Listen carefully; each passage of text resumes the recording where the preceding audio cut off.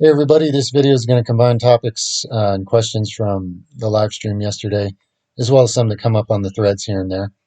The themes in it are going to be about how to bodybuild in a healthy way where you're actually getting healthier over time.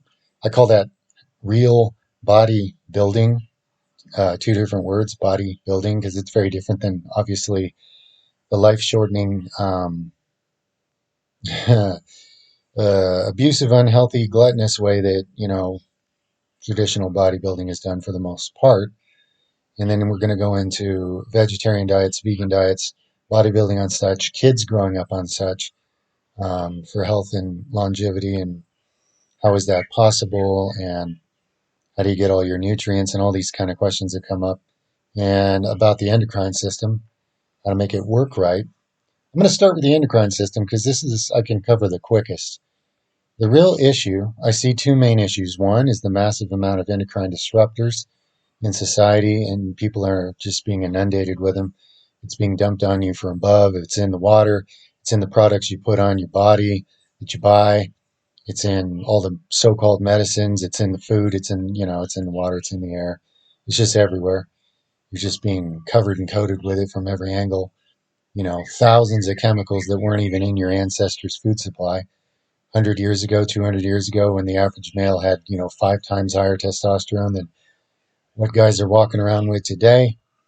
And then the second biggest thing I see is all the messages of fear and mental confusion and insecurity that are propagated that make people doubt their ability to even make testosterone, for example, as a male. I'm sure it's not much better for females. The disinformation and the hormone disruptors are causing just as many problems there. So like in your brain, you have these master glands around the pituitary area that communicate with your adrenals and your testicles if you have them, and whatever other glands you have for hormones. And right there in your brain, um, and it's not just your brain, I will say your mind as a whole. You're entertaining ideas of weakness and fear, and then there's this physiological effect based on the feelings you're having, and that change in feelings in your body is also due to the fact that you're experiencing a serious chemical hormone change, even by entertaining such negative and fear-based thoughts, and you're sabotaging your own endocrine glands because, after all, you are the indwelling spirit of your cells. Your galaxy of cells are listening to you. They're taking their cues from you. And where are you taking your cues from? From a world that tells you all kinds of unnecessary, evil, and deceitful things, basically. So those are the two main problems I see as to why people's endocrine system is so messed up. And it's not about how you need some kind of hijack thing to plug into your endocrine system to make it work right. It's that you need to take away all the things that are stopping it from working right. Now, of course, that's not easy, especially living in systems of society. Um, and I'm not going to say it's possible to be 100% clean and have a perfect endocrine system living in a city, per se. But you could have a high percentage of success by detoxifying your body, protecting where you live, your environment from the air, the water, the food supply, all the things that you're being poisoned with. It is possible. It takes diligence, it takes focus, but it can be done. And, I had to do so for years to protect my family. And we did so well enough that we were able to strengthen, fortify, and protect ourselves enough to get enough clarity and strength and direction to make it out of there into a much more holistic life where we have sovereignty and we work with food that actually is medicine instead of dead bodies and synthetic things like people are trying to live on in society. So that ties into how do you be a vegetarian or eat a vegan diet like I have been doing for a while now and actually build and maintain muscle. And people are just so mystified, like that's so mysterious, but it's not. You do almost the same thing you would on any kind of diet. You sit down and you write out your basic macros. You come up with a range that you're looking to hit within on a given day. Somewhere between this and this many grams of protein in a day, somewhere between this and this many grams of carbs, somewhere between this and this many grams of fats.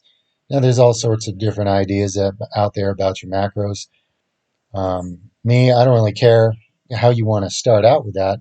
What you want to do is come up with basic meals that are simple and you stick to the same basic foods for months, things you digest easy to cover your macros. You take a few clever supplements to cover all your micronutrients that you're not going to be able to cover on a depleted diet living in society with depleted food sources. That's just not realistic. So you do some healthy supplementation to cover your macros, and then you stick to it in an eating plan that's very simple and very digestible, and you just stay with it. And you assess your physique if you have physique goals, say, in a mirror every couple months, and you just give it an honest look. Okay, if you're trying to build more muscle and you're like, okay, is that coming along? Do I see any improvements? Do I feel too skinny? Am I getting too fat? Whatever's going on here. And then you just adjust your basic macronutrients again. Maybe you go, okay, this month or the next few months, I'm going to up my carbs, my healthy carbs by, 50 grams a day or something, or whatever it is you decide to do.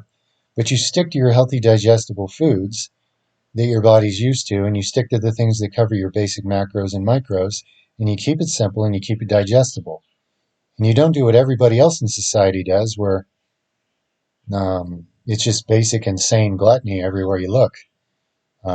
Gluttony seems to be the most prevalent, overlooked sin, if you will, of society. I mean, there's all kinds of religious people that'll judge you for smoking a cigarette or harp on you for drinking alcohol, and yet they're destroying their body the way they eat constantly, and they're just riddled with disease.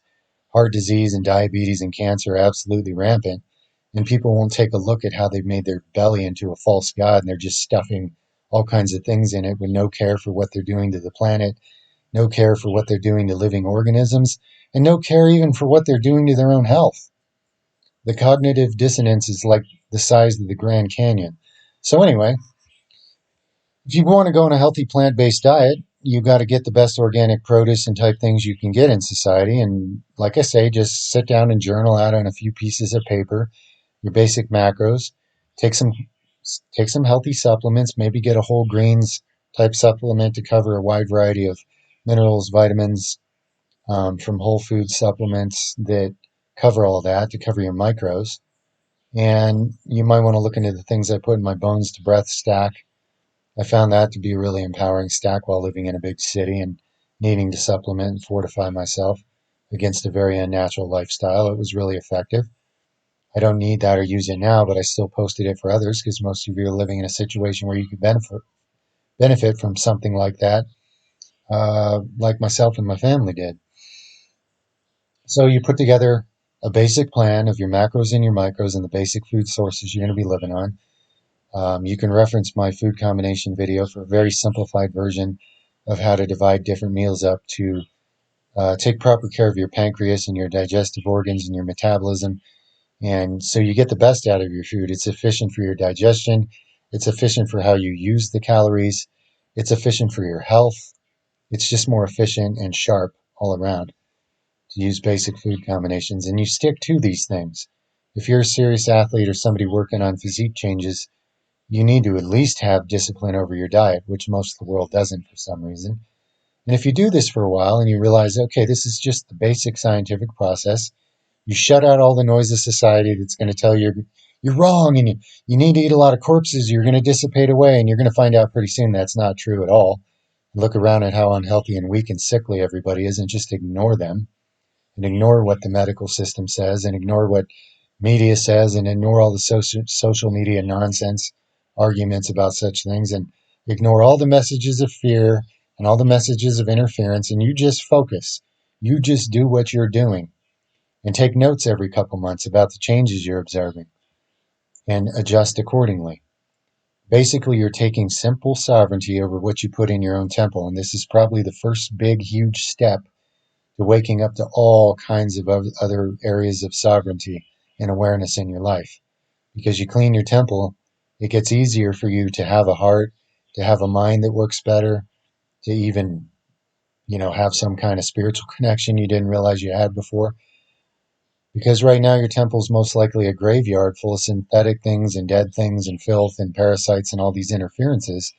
You start cleaning that out and cleaning out all these interruptions and not listening to all the interference and interruptions on the outside from all the voices and the noise trying to keep control of you. And you're going to find that it's very empowering and it's much easier than you think.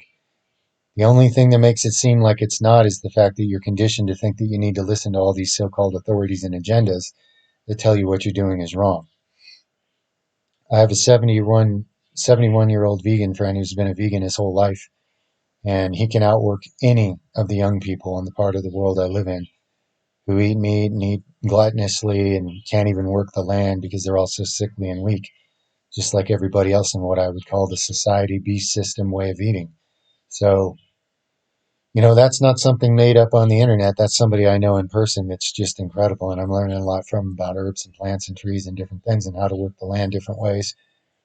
But in my own personal experience, as I've weaned myself off of animal products and now even down to the point where I haven't even eaten any of our healthy duck eggs in months, my health just continues to improve. My spiritual awareness continues to improve. My immune system is super awesome.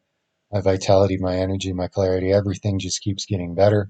I can recover from, like doing 30 heavy deadlifts in a row, and walking away with a serious back pump. And an hour later, I forget I even did it. And then I'm ready to go for all kinds of more work and this and that and whatever. And I can tell you that I never recovered that way as a meat eater. I never had the kind of cardio stamina. I never had the kind of overall stamina. I wasn't as strong as I am now, and I'm at twice the age where most people are getting weaker. That should tell you something. When it comes to my kids, people ask me, can kids grow up on a plant-based diet and actually be healthy and have all their nutrients? If you construct a healthy plant-based good diet, they're going to have way more nutrients than corpse eaters have going on in their body. It's very interesting that my kids instinctively never liked meat. I used to have them eat some when they were younger, but finally I just listened to the voice of intuition and spirit, what it was telling me, and I stopped making them eat meat, and they've always thrived. They're incredibly athletic. They're naturally muscular. They don't even have to train for it. If they do a couple sets of curls, you can literally see like pop in arm muscles a few days later. Um, my younger son's, not that height is a measure of health, by the way, but my younger son is 14 and he's 6'3", and they're just amazingly healthy. They're flourishing, great bone structure, great skin, just great everything.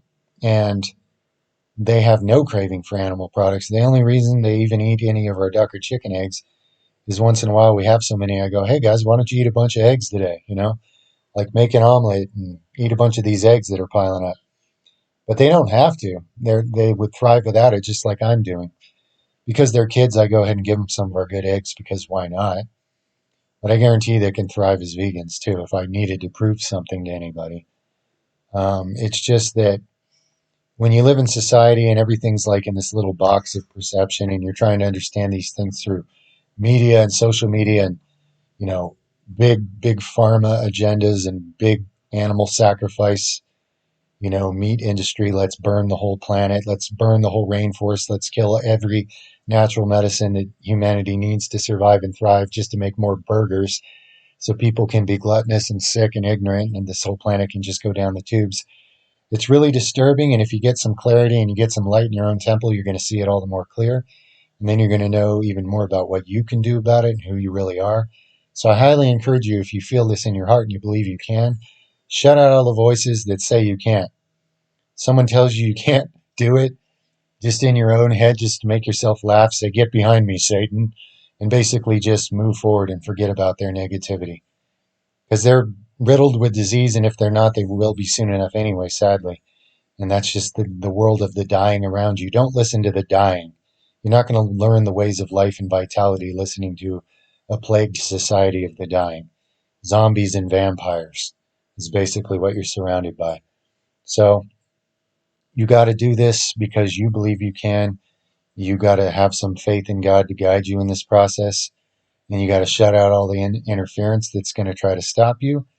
And then just construct something simple. Simple is better anyway. Meet your basic macros, meet your basic micros. Keep it simple, keep it consistent, and just adjust the macros according to what you see in the mirror when you assess every so often. And it is that simple. And after a while, your body's going to be correcting a lot of things. It's going to be improving organ health. It's going to be improving glandular function. Your mind's going to get clearer. You're going to get more confidence because as you gain sovereignty over your temple, the lights are going to come on and doors are going to open. You're going to start to understand a lot more things about the world you live in. It's going to be rather eye-opening, to put it lightly, if you walk this out with faith and a sense of purpose and you really do it. And you don't let all the voices of interference stop you. And from there, you'll be surprised the other things you realize you can do to take sovereignty over your life. And step by step, from there, you start taking sovereignty over a whole bunch of areas of your life and understanding what you're going to have to do to design a life that you actually do believe in, that you actually want to live and believe in. And it just gets better from there. But it's a real process, and this is the perfect place to start. Sovereignty over your temple. Instead of some sickly graveyard of death and doom and fear, you can turn it into a thriving, amazing work of art that's alive and has the living spirit of God in it. You really can. And that's really all I have to say about it. It's really very simple. It's just that you have a lot of resistance and training blocking you from understanding and realizing and believing that you can and understanding how simple it really is. So you got to walk this walk. And after you walk it for a while, it gets clearer and you get stronger. And at a certain point, there's no turning back because nobody can scare you out of it anymore. Okay? Now, if this sounds like a bunch of stuff you don't believe and you think I'm wrong and you're all scared that this is bad advice, don't do it. You're not ready to do it. It's not going to work for you. This is something that you have to feel clearly in your own heart and you have to be inwardly inspired about. You're not going to have me there as some kind of coach, talking you into doing this every day. You have to become the source of that yourself. Feel free to listen to this video again anytime you want. That's why it's recorded. But really, you have to become innerly inspired about what you're doing and you have to love it. And it'll work wonderfully if you do. And you'll work out the kinks and you'll adjust and you'll improve it as you go by your observation. But again, if you can digest simple meals and keep it in proper food combinations and cover your macros and micros and just stick to it, your body will start automatically fixing all the things that are out of balance. And then your vitality goes up, and then your clarity goes up, and your intelligence and your wisdom. It's really an amazing process, but you have to be in alignment with it. If you believe a bunch of contradictory negative stuff about this, it's not going to work for you. So let those with the ears to hear do so, and those with the eyes to see do so. And if you're conflicted about it and you don't feel ready, don't, unless you do feel ready, okay? This is for those who are ready to do it and start taking stewardship and ownership and sovereignty over their own temple. And then, like I say, from there, your eyes are going to be open to other things in life you can start taking true sovereignty over. And it gets more and more empowering if you walk this path. Much love, everybody. Over and out for now.